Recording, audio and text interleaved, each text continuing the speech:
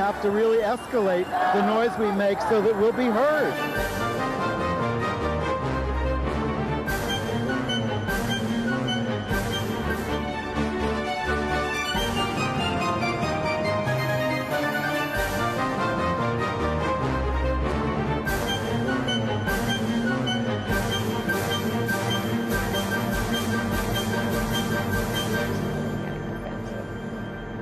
Welcome to Gay USA. I'm Andy Hum. I'm Ann Northrup, and you can't see it on television, but I have a bad back today. So if I go into sudden spasm, I just want you to understand. This woman is a trooper. Please, let's get to the news. Okay. Well, or should we do this first? Well, we should let you know, if you're watching us on Free Speech TV, that they're in pledge mode until March 27th. And that means that the show premieres on Saturdays at 7 p.m. Eastern Time and gets repeated on Sundays at 7 a.m. and 7 p.m. And we'll be back to Eastern. Eastern. Nobody else is affected. And you can always watch Gay USA online by going to www.gayusatv.org, pick up our audio podcast, our video on YouTube. It's the same thing. It's just that in one you get to see us, and the other you don't have to. And we'll also let you know that next week our special guest is going to be James Essex, who is the attorney who is the director of the ACLU's LGBT and AIDS project. And we're going to talk about all the state legislation as we are today, but he'll give us a little bit more of a legal perspective on that. Yeah, the ACLU is deeply involved in all these fights state by state. So, and it's very interesting because we're winning some and losing some, as we're about to find out. And but we're not tired of winning. Yet. But I'm eager to talk to James about all of the ins and outs of this, plus his trip to Italy in the midst of the fight over civil unions and adoptions. But we're going to start our news in Missouri, where Democrats really stood up for us, a filibuster for 39 hours to try to stop an anti-gay constitutional amendment from going to the ballot. They failed, and the governor has nothing to say about it. Once the legislature passes it, it goes to the ballot. Yes, and in Georgia, Republican Governor Nathan Deal is now giving a religious reason for opposing the anti-gay religious freedom bill. But the Republican governor of North Carolina called a special session of the legislature just to subvert LGBT rights in Charlotte. Because we're so dangerous. The United States Supreme Court, in better news, has reversed Alabama's refusal to recognize a lesbian adoption. And wonder of wonders, the Alabama Supreme Court, led by Roy Moore, he wasn't in on this decision. Well, all right, but they ended a suit that was trying to enforce the state ban on same-sex marriage. In Wisconsin, there's a woman appointed by Scott Walker to their Supreme Court and up for a full-time election to it, who has been revealed to have a virulently anti-gay past. Yes. A federal court in Puerto Rico has restored the island's ban on same-sex marriage in defiance of the U.S. Supreme Court. We're not a state. That's what he said. There is a breakthrough from Social Security for surviving same-sex spouses. We will remember the record of Nancy Reagan on LGBT and AIDS issues. Not great. LGBT rights have advanced in another Indiana city.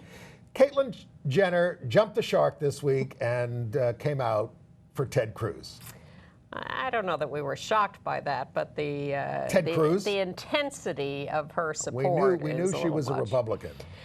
Things got worse in Indonesia and a little bit better in Colombia. And I'll review Forrest Whitaker and Eugene O'Neill's Huey on Broadway and a show called Red Speedo off Broadway. It's about the price of winning. And we'll also review The Real O'Neills, the new ABC sitcom about a Catholic family with a teen gay son based on the writings of Dan Savage. So after all those headlines, do we have any more time for the news? Barely. We better get to it. Okay. Well, the big headline was Missouri, where they have proposed in the legislature not just a bill, but a constitutional amendment to their state constitution that specifically exempts basically everyone from having to deal with same-sex married couples. And they specify that this is about same-sex marriage. Although it can have a spillover effect into other kinds of religious freedoms to deny rights to others. It can, but it basically says if you can conjure up 1 ounce of purported religious feeling about same-sex marriage opposed to it, you can run roughshod over everybody's rights. So the Democrats, and there's not very many of them in the state Senate, they staged a filibuster and they kept it going for 39 hours. Without the help of Ted Cruz reading Dr. Seuss. But the bill passed, the amendment passed, 23-9. Very discouraging. And as I said, Governor, is it Jay Nixon? Yes. He's a Democrat, and he has nothing to say about it. If both houses of the legislature pass it, it goes on the ballot. Because it's not a bill, it is a constitutional amendment, but it does have to go to the ballot. Now, he doesn't have any power on it, but he did come out very forcefully against it, as have major corporations that do business in Missouri, including Monsanto. That was a little hard to take. And Hillary Clinton and Bernie Sanders were tweeting against it, and a lot of other politicians, Claire McCaskill and others. 23-9. Yes, well, that is the state of the state legislatures, and that's why, you know, I saw Donald Trump this week in his acceptance speech after his celebration after he won primary, saying, and we must make sure that Republicans retain control of the Senate so that we can get our bills through and get our agenda through. And I thought, oh my God. We need Hillary and Bernie to be saying that all the time. Exactly. You know, they do. And at the state level too, because this is what's happening at the state level. The governor, the corporations, the politicians are all against this bill, and yet the state Senate passes it right through. But we had a nice reversal or breakthrough in Georgia. Governor Nathan Deal, a Republican governor, they passed a RFRA there, a Religious Freedom Restoration Act there, and he opposed it very strongly in religious terms. He said, Jesus reached out to outcasts. We are not jeopardized by those who believe differently from us, including those who get married to someone of the same sex. It was a fantastic statement. It's what we really want from everybody. He said, take a deep breath. The world is changing. He is still trying to negotiate a better compromise on the bill. It hasn't, they're not finished with it yet, but he's been wonderful as a Republican governor in the South opposing this. And in Florida, they did reach a compromise on a proposed Religious Freedom Restoration Act there, where they held it to what are called the conventional pastor protections, which we don't care about because they're already in place. Exactly. Ministers do not have to perform weddings that they don't approve of. In Tennessee, they've introduced a bill to force transgender students to use facilities inconsistent with their gender identity. It covers elementary through university. Yeah, they're going beyond South Dakota's proposal. And in Franklin County, Tennessee, they're working on banning all school extracurricular clubs so that they can get rid of the gay-straight alliance. They kind of did that when I was at the University of Virginia for a while. To go against the Gay Student Union, they defunded a whole bunch of organizations. That's how much they hate us. Well, we've been reporting on these cases for years, and the fact is that they have to wipe out literally everything to be able to get rid of the gay-straight alliance, and evidently they are preparing to do that. Right. In West Virginia, however, the Senate has killed a bad Religious Freedom Restoration Act, so thank you to the West Virginia Senate. And in South Dakota, the House failed to override the governor's veto of the bad trans student bathroom bill. So that is dead. Indiana isn't doing anything good for us, but Kokomo, Indiana, passed their LGBT protection bill 5-4 and has a second reading on March 14th. Yeah. And in North Carolina. So Charlotte, North Carolina passed a non-discrimination law that includes sexual orientation, gender identity, and expression. And the governor and the state legislature are freaking out. This will destroy the state. This is the end of civilization. So it's worth $42,000 a day for him to call the legislature back into session to overturn this somehow. He's appointed 10 senators to a committee to overturn this. Hateful. Hateful. The Charlotte law goes into effect April 1st, and the North Carolina legislature is not supposed to come back into session till 3 weeks after that. So they are working to get the legislature back in session earlier so they can forestall the implementation of the Charlotte law. Because, you know, 3 weeks of non-discrimination in Charlotte, North Carolina. You can't let the devil out of his box. You never know what will happen. In Utah, the Senate has killed a proposal to add LGBT to the hate crimes law, even though it was proposed by a Republican senator, because the Mormons, as we said on another topic last week, do not want to upset the delicate balance that has been struck. No, it's not making too much. And in Iowa, the Senate has voted to add gender identity to their hate crimes law, but that still has to go to the House, so I don't know how that's going to go. We will follow what's going on in Iowa. Want to talk about some of the legal decisions that were made this week? Yes. Well, in Alabama, relating to Alabama, the Supreme Court unanimously reversed the Alabama court's refusal to recognize a same-sex adoption that was granted in Georgia. Now, to a lesbian couple. That never married. Yeah. And have since split up. But one sought the rights vis-a-vis 3 children of the partner and who gave birth to the kids when they were together, and the adoption rights were secured then. In Georgia. So the Can I try again with that to make it a little clearer? Well, you know what? It's all about the full faith and credit. It's Yes. not about recognizing lesbian adoptions or anything like that. A contract was made or a Yes. decision was made in Georgia, and the Alabama court is saying if you got the adoption there, you're adopted. We don't invalidate it when you move to Alabama. Yes, which was terrific on the part of the Supreme Court. Is that better? Well, there was a lesbian couple. Yeah. One had the 3 kids. The other was the co-parent. They split up. The non-bio mom wants visitation rights. That's why they were in court. The Alabama court said no, and the Supreme Court said, too bad, you're wrong. She does get to try to adjudicate visitation rights.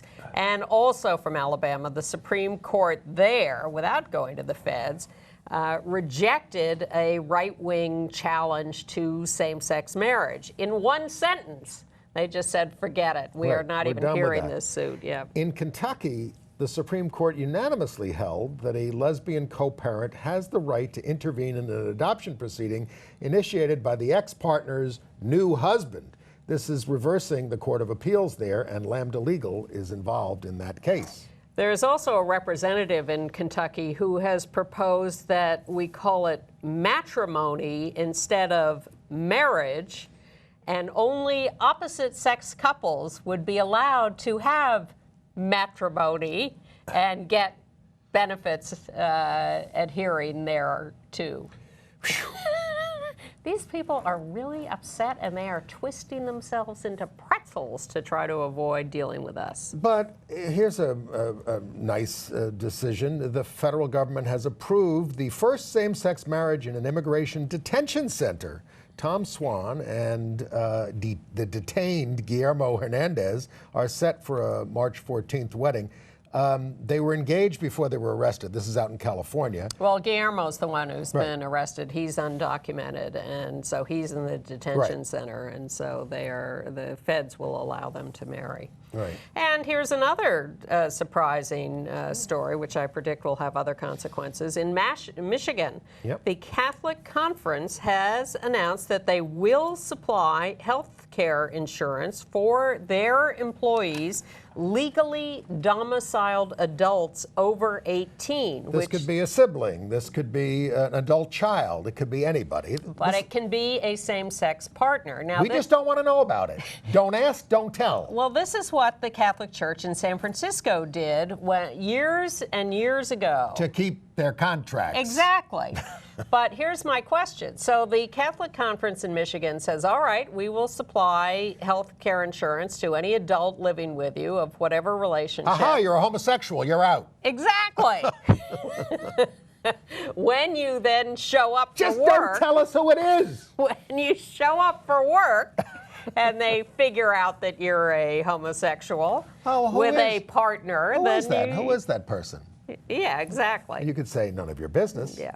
It is none of their business. But perhaps the strangest and most outrageous story of the week comes from Puerto Rico, where a federal judge who had previously refused to approve same-sex marriage in Puerto Rico and then was presumably overruled by the Supreme Court Obergefell decision that legalized same-sex marriage everywhere in the United States, has now said, no, we are not part of that decision. We are not liable to it because we are an unincorporated territory, and clearly that decision was written only for the states. Lambda Legal, it's their case, is horrified, and they say the Obergefell decision applies to states and territories. The U.S. Court of Appeals, the U.S. Court of Appeals for the First Circuit, in which Puerto Rico sits, had already invalidated the ban on same-sex marriage there. Yes, this is a rogue decision by another desperate right-winger.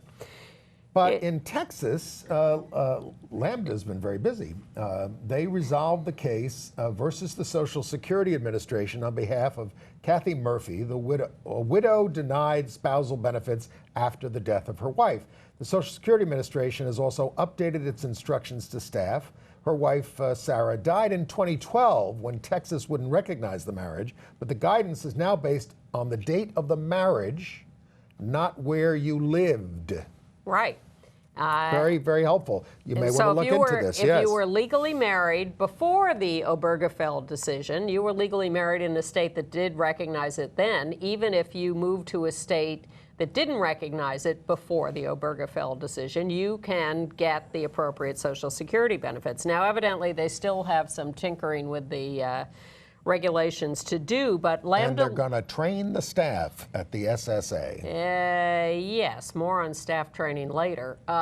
Lambda Legal is ready, willing, and able to answer your questions about Social Security benefits. And they say if you contact them at lambdalegal.org/help, they will be happy to work with you on that. Okay. Illinois. You remember Colin Collette? Yes, I do. 2014, fired as music director of the Holy Family Catholic Community in Inverness, a suburb of Chicago, right, because he announced his engagement to his same-sex partner. Well, he has now filed a federal discrimination suit against the parish and the Chicago Archdiocese. Now, he says, I'm not a minister. I don't set what the songs are going to be. I don't set what the liturgy is going to be. I'm the music guy. That's what he says, although the church defines it as a ministerial function, which allows them to discriminate. He also says, but there are a lot of other people who are entering into marriages that the Catholic Church doesn't approve of, and they're not getting fired.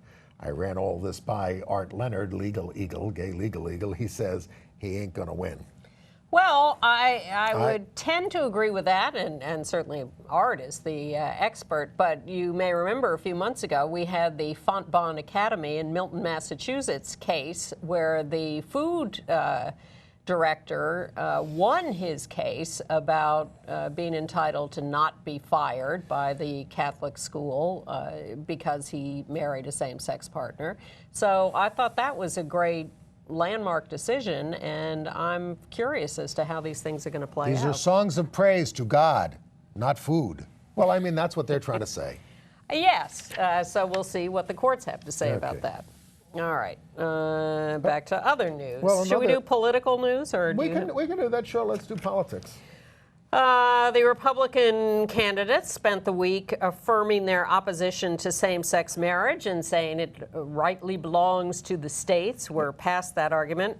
John Kasich was supposed to be the best of the lot, right? He previously said he would sell to everyone. But if he was asked to participate in something that we don't like photographing a gay wedding, you shouldn't be sued. That's what he said. Well, that remains a bone of contention in some ways, but this Republican argument that states define marriage is both right and wrong, because it is correct that individual states define the rules for marriage in their states. And they differ. They have different age requirements. They have different closeness of relationship, consanguinity requirements. But the federal government is allowed to say, as they did, for instance, in the Loving versus Virginia racial discrimination in marriage case, you can set your own standards to a certain extent, but you cannot violate the U.S. Constitution guarantees of equal protection and due process. Right, and all these Republicans want a new Supreme Court that is going to overturn the Obergefell decision and the Windsor decision and all these decisions. Unlikely. Well, you just need 5 votes. You know, I mean, if you know, we lose one of ours and they can get, you know, seriously. Well, Wisconsin Senator Ron Johnson, a very conservative Republican, called for the permanent blockade of any Supreme Court nominee, not just by Obama, but by any Democrat who might succeed him, because that would unbalance the court. So they will just leave it at 8 members. Unbalance means having to switch from a conservative court to a progressive court. Again, elect senators who will do it differently. And you got another big decision in Wisconsin, and that is what are you going to do about the election of Justice Rebecca Bradley? She's an incumbent Supreme Court justice appointed by Scott Walker there. She was exposed for columns she wrote 24 years ago comparing people to drug addicts. They killed them. When she was in college. She was in a Catholic college, but she wrote this stuff in the paper. They kill themselves and others through their own behavior, said Bill Clinton was queer-loving, if only, and his election proved that the majority of voters are either truly stupid or entirely evil. She's now sorry if you're offended, she's sorry. I love those kind of apologies. So don't be stupid or evil or forgiving. I mean, the scab's been pulled off this. She's running against a woman named Joanne Kloppenberg. She does have an opponent. She also said things like, how sad the lives of degenerate drug addicts and queers are valued more than the innocent victims of more prevalent ailments. Oh, holy cow. Tammy Baldwin called this, she's the senator there, hate speech. Well, it is hate speech. It's also 24 years ago, so I'm going to say... I wrote some things 24 years ago, oh, no, not 24 years ago, more like, for me, 40 years ago, that I'm not proud of. I think we all have. I will certainly plead guilty to that. And I was struck by the difficulty the Democratic candidates had answering a question about racial blind spots. Yes. That was tough. Yes. That was tough. But you know, I want to know what her record has been. I want to know what she has done. Has she faced any cases with gay issues? Has she, or AIDS issues? This may not mean anything to some of you, but she is a member of the Thomas More Society, which is a far-right, anti-gay legal society. No question. Look, I don't like her. I'd like a more progressive judge to win. But if we're going to nail her, I would like to nail her on her current and future behavior to a great extent. Not that I am not going to spend the rest of the program condemning people like Nancy Reagan for their past behavior. You would like her recent history to be at least looked at.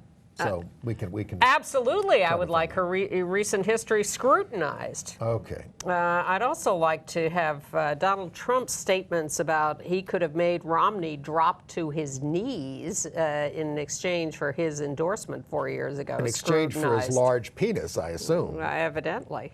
Although there's a group of kids on YouTube who are saying, show us your penis. There's a whole, it's very funny. Well, We can't show it on this show, but we have to talk about this stuff because there it is in the mainstream. Yeah, and Ted Cruz is out campaigning with Brian Fisher, the absolute lunatic head of the American Family Association in Mississippi, who spends all day, every day, doing radio commentaries about how we should be killed and we are, you know, the craziest, most horrible people on the face of the earth. But that's not stopping Caitlyn Jenner, who said, Ted Cruz, He's nice. And Caitlin wants to be his trans ambassador if he is president. Caitlin, you're done. You've jumped the shark. Well, this is, it gets weirder because what Caitlin says is that she met him before she transitioned and he was nice to her. She evidently has not read anything he has said about trans people. I have met many far-right wingers over the years, being on opposite sides of protests, who are nice people. Some whose hands I've refused to shake. Yeah, I mean, you know, I got a ride in a van once with a woman who was one of our chief opponents. But I saw the first episode of the second season of I Am Kate. I remain convinced that this is a valuable program because it better be. Caitlin's taking a pay cut to do it because nobody's watching it except you. They're doing it for me. That's very sweet of you. But look, every single person she's got in her posse were horrified at her statements about Republicans, yelling at her for this and trying to educate her. And she looked like a fool. She sat there saying, you know, stop talking about the Republicans like that. They're perfectly nice people. They're not mean to you. All they care about is reviving the economy and getting people jobs. Can she read? Can she Well, I assume she can, but I also assume she doesn't. And that's the problem. She just doesn't. Well, she's got a reality show. She doesn't have time. Well, it's discouraging because she is relentless about this. She is, you know, the whole premise of the show is she's out there traveling the country to learn and see people, but she's got She's the not wall listening. up. She has the wall Right. up. And then there was a fascinating discussion among all of them about dating men. And one of the questions has been about her sexual orientation, Yep. and because she was, you know, also adamant about the fact that she was attracted to women. Right. And so when she transitioned, people said, so, you know, Why would that change? Exactly. And are you now a lesbian or what? And now she says, I can not see ever dating a woman again, and I do see dating men. Why? Because she is beginning to find men attractive, and because she's a woman. Okay. So, and there's a viewer suggested that perhaps we were not talking about her as bisexual, but I don't think she identifies as bisexual. I think she identifies as A Republican. a Republican heterosexual. Okay. Well, speaking of changing their tunes, the Log Cabin Republican Club, gay club, had been playing footsie with Donald Trump, but now they're going after him. And they're demanding to know where he stands on same-sex marriage. I've given you my position 150 times. Sit down. And Bloomberg's out. Yeah. Oh, did he come out? No, I watched his ad. It was okay, Yeah. but he looked so uncomfortable standing in a barber This shop. was an ad that was prepared for him to run for president. Yeah. Now, in Kentucky, there was some good news. Rand Paul was bragging prior to the March 8th primary there, they had some special elections there for the legislature. Mm-hmm. Republicans had a chance to take the state legislature for the first time since 1925. Well, 3 out of the 4 seats were won by the Democrats, who maintained their majority in that House. So pay attention to these local elections. Thank you, people of Kentucky, for doing so. Absolutely. And Mayor de Blasio in New York did this weird thing of issuing an executive order this week mandating that trans people have access to city-controlled bathrooms. They already do. Exactly. And in fact, it's not just city-controlled bathrooms. It's any place in the city. There is a non-discrimination law in this city. Passed under Mayor Bloomberg. It's one of the few good things he did for us. So it's nice to know that de Blasio sees supporting trans people as a political plus and is doing it over and over and over again. Speaking of trans people, we now have Lily Wachowski, 48 years old, one of remember the Wachowski brothers who made all those movies, the Matrix movies, V for Vendetta, and everything. Bound! Yes. One of the best. Lana came out a couple of years ago. Now Andy has come out as Lily and is much happier. So now it's the Wachowski sisters. Right. Major Hollywood force directing major movies. All right. In Rhode Island, Mount St. Charles Academy, a Catholic institution, has announced that it will not accept trans students. They don't acknowledge having any. They just are preemptively saying, don't even bother. This has become a new prejudice that a lot of people have discovered that they have. That you can't even have trans students in the room? So alumni got wind of this, and they're objecting. And they put up a change.org petition. They are, writing letters to the administration. And thank you to them for being a little smarter about this. In Virginia, a federal judge, Thomas Selby Ellis III, rejected the argument that consensual bondage and S&M relationship is protected against government regulation under the 14th Amendment. It's a case of a student at George Mason who was expelled after his girlfriend said he violated the code of conduct, including BDSM. But the student was granted, however, summary judgment because the school violated his due process rights and free speech rights, since the case rested on his text messages in which he threatened to shoot himself if she did not respond. Wait, so they have established the principle that the school can, the government can, so he's raise lost objection. now. No, he won because he had to be reinstated because they violated his due process rights. But they said the issue that he raised about BDSM being a violation of the code of conduct was not legitimate. That they could expel him over that or do something to him over that. Strange. Yes. All right, well, as long as we're in the school territory, let's have a happier story from Louisiana. We're going to have a local news report on this. At French Settlement High School, which is a rural high school in a town of 1,100 outside Baton Rouge in Louisiana, one guy asked another guy to the prom. But when he went to buy prom tickets, he was told he could not go. So he turned to his mother, and his mother supported him to a great extent. And here is the local news report with a couple little technical glitches, but we love it, so we're going to run it anyway. 2 hours ago. The two students at French Settlement High School are gay and were originally told they couldn't attend the dance together. Tonight, school administrators have changed their minds. News 2's Brett Buffington here now with what sparked that change of heart. Brett. Michael, this afternoon, the mother of one of these teens called News 2, so we called and made a few questions. The Livingston Parish School Superintendent did the same thing. It was a big question to answer. Well, I didn't want to disappoint him and say no, and I definitely didn't know if I should say yes. Yes to a night of dinner and dancing with their French Settlement High classmates. A night, as of this afternoon, this teenage junior and sophomore couple didn't think was going to happen. Because we're both gay.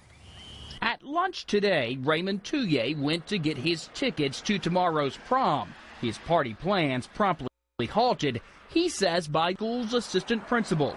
Raymond texted his mother, who called the school and asked that administrator for answers. I asked her why Raymond couldn't take his boyfriend to prom, and she said that they didn't allow same-sex going to prom together. It was against school regulations. Adding to the prom predicament, Raymond was then suspended for a day when the school administrator found out he'd messaged for help. We left a message with Livingston Parish's school superintendent, who didn't take long to sort this situation out. John Watson told News 2 over the phone into what happened and wouldn't tolerate being discriminated. Your kid 100%, regardless if they're gay, straight, or anything. Tonight, the school has backed off, banning the couple. Now they're excited they'll get matching black pants and purple ties, again to hopeful that school leaders will be a little more understanding in the future. We're all humans here. It doesn't matter what race you are, what gender, what ethnicity, what orientation you are. It doesn't matter. It's just a person. The school superintendent assured that he would thoroughly look into this incident tonight. It is unclear if that assistant principal will be facing any reprimand. Michael? Very, very brave. Isn't it great to see the local kids, the mom, the sister standing there? I mean, they're just... If they can figure it out, why can't Caitlyn Jenner? Well, the kid gets discriminated against. He texts his mom, and she does two brilliant things. She contacts the school superintendent, and she contacts the media. And boom. And it's just fantastic. I hope it all has a happy ending. Yeah. All right. Where else? Oh, and remember Idaho Senator Larry Craig, an appeals court ruled that he improperly used campaign funds to pay for his legal defense after his 2000 restroom arrest at an airport where he used his wide stance defense. 14 years later. He has to reimburse the government $197,000 and pay a civil penalty of $45,000 for violating federal election rules. All right, sports section of the news. I'm finished. The court said his activity in the restroom did not relate to his campaign activities or official duties. No? Who knows? HBO will air a pay-per-view Manny Pacquiao fight in April, but they have said that they found his anti-gay comments insensitive, offensive, and deplorable. But that will not stop them from making a little money off of him. Nike got rid of him. Meanwhile, Major League Baseball and the National Gay and Lesbian Chamber of Commerce have announced that they are going to start an effort to certify gay and lesbian, bisexual, transgender businesses as suppliers to Major League Baseball. But the real news is in football, where the Atlanta Falcons football team has been revealed as having one coach at least, and maybe more, who asked an Ohio State recruit, "Do you like men?" Now, we've heard this before. This is not the first time we've heard this, but again, it's... So the coach has been sent for social training. They have trained, they're training the rest of the staff. He issued a boilerplate statement that it could have been written by a monkey on a typewriter. It's so standard and offensive, actually. And this is evidently routine behavior because they can't think of anything else to ask these recruits. So now they ask them if they're gay. And in response to this, a couple of things happened. A sports writer for the Chicago Tribune, who covers the Blackhawks hockey team, came out in a column in the paper. And a guy at ESPN Radio, Steve Mason, Chris Hine was the guy at the Tribune, Steve Mason at ESPN Radio also came out. See what happens when you oppose us? You make us stronger. All right. Which city in the United States is responsible for the most anti-gay tweets? They did an analysis of this. It turns out to be Buffalo, New York, followed by... Snowed in all winter, nothing else to do. Arlington, Texas, Riverside, California, Fontana, California, Lincoln, Nebraska, and it goes down the line. The study was conducted by Adobo, a website that helps tenants find apartments. I think it's basically like one guy in each city who sits around all day putting it, you read these comments on news reports or blogs, and it's always this one guy who's just full of homophobia. Yeah. Relentless. All right, St. Patrick's, they made an official announcement that the St. Patrick's Day parade here in New York City next week on the 17th will include the Irish LGBT... Lavender and Green Alliance. Yes, thank you. We will all march with them. They had and the St. Pat's for All parade was this past weekend. We went out there in Queens. It was wonderful. And they had a concert which was absolutely fantastic this week as well. So... we're having a good time celebrating St. Patrick's Day for the first time in 25 years.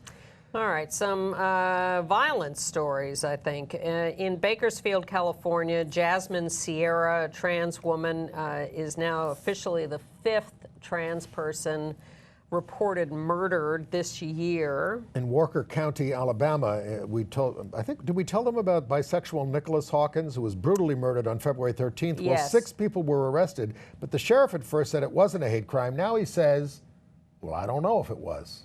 Nicholas was the one who had been calling or texting his mother saying, "Mom, somebody's trying to kill me," but in fact he did end up murdered. In New York City, in the garage under Lincoln Center, a 29-year-old man was stabbed in the head by his boyfriend. Just some domestic violence story that was ugly. In Long Beach, California, the police are being sued for an anti-gay sting operation near the restroom at Recreation Park. A guy named Rory McMaroney, 50 years old, is saying, this cop induced him to stimulation. No one was watching or enjoying it or seeing it, and therefore there was no crime. Under a 1979 ruling in California, his lawyer also says it's discriminatory because there were no stings of heterosexuals. Maroney was charged with indecent exposure, and if he was convicted of this, he would have to register as a sex offender for life. That's the way these things go. It's insane. We've told that story over and over again. Thank you for standing up and trying to stop this. And a very depressing story from Conestoga High School in Pennsylvania. I must say that I was uncharacteristically shocked by this because I would have thought this was passé. But no, 3 members of the football team there have been charged with raping a freshman. Well, no, they haven't. They didn't charge them with rape. Well, they were charged with, you're right, assault. Physical assault. Because they said there was no, the prosecutor said there has to be sexual gratification for them to do this. And they went after a 14-year-old kid with a broom handle in the hazing ritual. Which they inserted in his rectum. Yeah, the hazing ritual is called No Gay Thursday. Yeah, and it takes place every Thursday. And a lot of the kids had been avoiding the locker room and leaving the team over this without telling the coaches who said they didn't know anything about it. And they said he was a freshman on the team and he was too cocky, he needed to be put in his place. Oh my God. Horrible. All right. And in Texas, Russ Towers, the gay clerk in Lamar County who issued marriage licenses proudly to gay couples, lost re-election 51-49 to a family values candidate with an extensive criminal record, Ruth Sisson, who would have been the first out Republican elected in Texas. He said, "I'm moving back to Dallas." All right. Should we deal with Nancy Reagan before we go to international news? Yes. Oh, you reached for the same piece of paper. You'd think one mind. Well, Nancy Reagan, a lot of encomiums upon the occasion of her death, but a lot of remembering stories of her role in the AIDS epidemic, too. Specifically in 1985, when Rock Hudson was... Their dear friend. Yes, their dear friend Rock was about to die and had gone to Paris, desperate for treatment, and called the White House asking for help, or his aide did, to get into the military hospital in France where he thought he might get some treatment, and the hospital had been rejecting him. And the note got to Nancy Reagan, and she said, "We should not give him any special treatment just because he's a friend of ours." Rock did eventually get into the military hospital with no thanks to the White House, and, it didn't work, and he died. Well, people have to remember the Reagan years. This is when the AIDS epidemic got started, 1981. He became president and AIDS got started. We're not linking that, but he didn't do anything. He didn't speak out for 6 years. And she knew better. She had gay friends, and she didn't, and first... Reagan called him. Ronald Reagan called Rock Hudson when he was in the hospital in France to sympathize, but did not do anything to lift a finger to help him. Was cutting AIDS funding at the time and would not speak publicly about AIDS in a speech for 2 more years. 1987 in Washington, I was there. We got to boo him. So there's all this lip service to friends about, oh, we sympathize, poor you, but they would not lift a finger, and in fact, they did everything they could not to do anything and to do bad things. I was in meetings with government officials in Washington about adolescence, and I was in the restroom once when this guy comes up, because I had made a scene at the meeting, and the guy, he's from the Reagan administration, he says, "Oh, you got to understand, we can't say things like that. That would get us, we would all get fired. It's just, they just... Yeah, and welcome to the return of that attitude if Ted Cruz is elected president. Now, the only reason that President Reagan finally did speak out in 1987 was because... 6 years into the epidemic. well, 6 years into our knowledge of the epidemic, Yes. was because his Surgeon General, C. Everett Koop, went behind his back and issued this really scathing report on the epidemic without the permission of the White House, because he knew if he'd run it by them, they would have said no and would have suppressed it. And that forced Reagan to, that and Elizabeth Taylor forced Reagan to say Now, something. when he appointed an AIDS commission, it was full of right-wing nuts, including Cardinal O'Connor. Yes.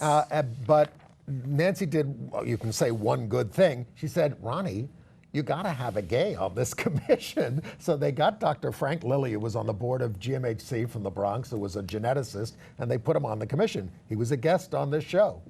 But the commission didn't do much. Well, Because of the right-wing stacking, and because the administration didn't pay any attention. right. Well, so, you know, silence in the face of all those gay friends she had. Yeah, that's the thing. Selling out the friends. Selling out your friends. Right. All right. Yeah, they had gay people visit the White House, pictures of Rock Hudson in the White House with them, and lots of other gay people. They employed gay people, but when it came to really putting anything Closeted on the line... gay people. Yes, well, that's the point. Anything public on the line, forget it. All right. On to international news. Well, China has banned all programming depicting gay couples after removing the gay high school drama called Addicted from streaming services. The guidelines now ban abnormal sexual relationships and sexual behavior. And other perversions. But On TV and online. But in Taiwan, and we have some B-roll of this, Yeah. there's an ad. Roll that tape. There's an ad that McDonald's is doing. It shows a father talking to his son, and his son writes on his coffee cup that I like boys.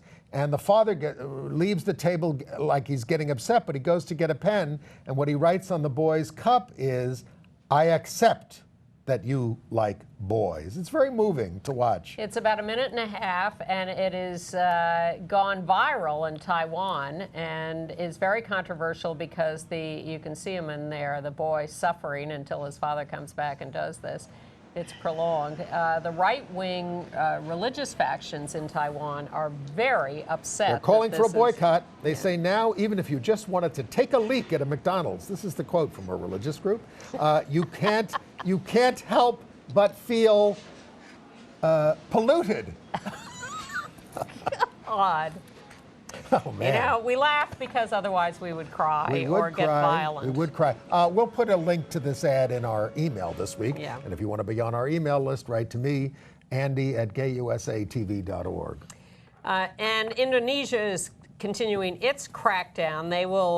They're working on a Russian-style banning of homosexual propaganda, especially online. All LGBT activities would be banned. This effort is being led now by moderate Muslims, not the extremist right-wing Muslims. This is now the more middle-of-the-road Muslims. So the LGBT groups are setting up safe houses and hotlines to protect our people. And Brunei is moving ahead with its implementation of Sharia law, which, with any luck, by 2017, will have gay people subject to stoning to death. Male sex. Yes, that's true. That's true. Yes. I could still go to Brunei. You would just get whipped. No, I'm serious. That's what it says. I understand. And they also have stoning for adultery. Yeah. All right. So- Good news. In So Colombia. if Donald Trump visited, he would have to be stoned to death. Are we now outing Donald? As an adulterer? Oh, yes. Okay. I'm sorry. I missed that. I blanked Okay. out on that phrase. All right. In Colombia, in South America, a gay married couple, one Colombian and one Spanish, were married in Spain, and they have now been allowed to register their marriage in Colombia and receive all the rights and obligations of marriage. This is a breakthrough. So what it means is Colombia, which is supposed to do it, won't do it. But if you're married elsewhere, they will now recognize it, which is what we went through in New York State for many years. Yes, and I think it will be a state. You know, they've been arguing because the Constitutional Court there mandated recognition of same-sex couples in some way, and the legislature's been resisting. So maybe this will be a lever. The president of the World Bank, Jim Young Kim, cut off some funds to Uganda after their anti-gay law, and he gave a talk this week, and he said the principle is that if something they support leads to discrimination and endangerment, we have to reject it. He says government officials elsewhere have assured him that they will keep anti-gay laws at bay because they're starting to take this stand. We can only hope. Yeah, I thought that was pretty wild. In Mexico, they're getting close to full marriage rights, and a federal judge yelled at the government for discriminating against and insulting and stigmatizing same-sex couples. In Sydney, Australia, the Prime Minister, Malcolm Turnbull, Conservative, is the first to attend the gay and lesbian Mardi Gras. The opposition leader, Bill Shorten, marched with the Rainbow Labour Group. Turnbull still won't allow a vote on marriage in the parliament. He's scheduling a referendum, but that's still somewhat of a breakthrough. The government and cops also apologized to LGBT activists who were arrested 38 years ago when they started this Mardi Gras as a more political protest march, and said, oh, maybe that wasn't a great idea. In Rome, they had a huge protest against the government's scrapping of the gay adoption provision from the civil union bill. The watered-down bill has been passed by the Senate. In Malta, the Prime Minister and the opposition leader announced their support of same-sex marriage, and LGBT activists are saying to Parliament, well, you know, both sides are in support of this, let's do a marriage bill. In Germany, the out-gay member of Parliament Volker Beck was arrested for drug possession in Berlin, crystal meth. He plans to resign from leadership positions that he holds. He represents Cologne since 1994. This is a big gay activist. He went to the Russian demonstrations and the pride things and got himself beat up and arrested and all that stuff. So sorry to hear that. In the Seychelles, the government and National Assembly are moving to decriminalize homosexuality, and they're going to do it without a public referendum. They understand that this is a human rights issue.